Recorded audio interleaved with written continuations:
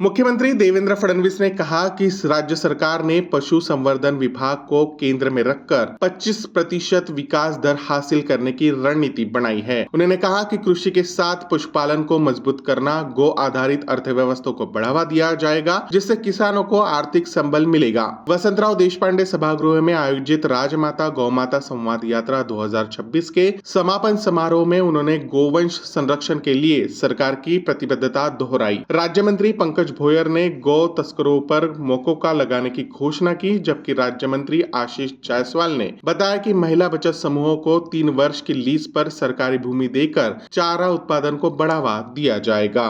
आपण नेहमी ऐकतो की या भारत देशामध्ये दुधाच्या नद्या व्हायच्या। याचा अर्थ असा होता की भारत देश समृद्ध होता। आपल्याकडे समृद्धीचं प्रतीक काय होतं? दुधादयाच्या नद्या वाहणं समृद्धीचं प्रतीक होतं।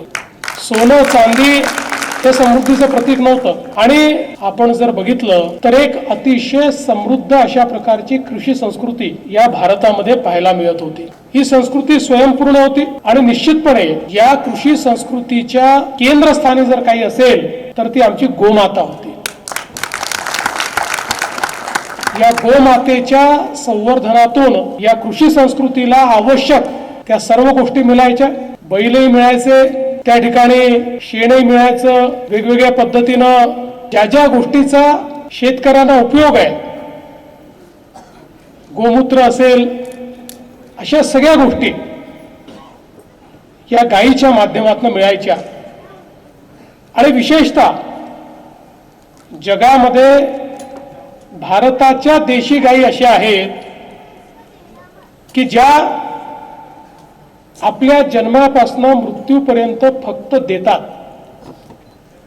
ज्या जगामध्ये जर आपण अभ्यास केला, सर्वात कमी खाणाऱ्या, सर्वात कमी पाणी पिणाऱ्या, सर्वात कमी प्रदूषण करणाऱ्या आणि आपल्या प्रत्येक क्रियेतनं निसर्गाला आणि मनुष्याला देणारी अशा प्रकारची आमची देशी गाय आहे।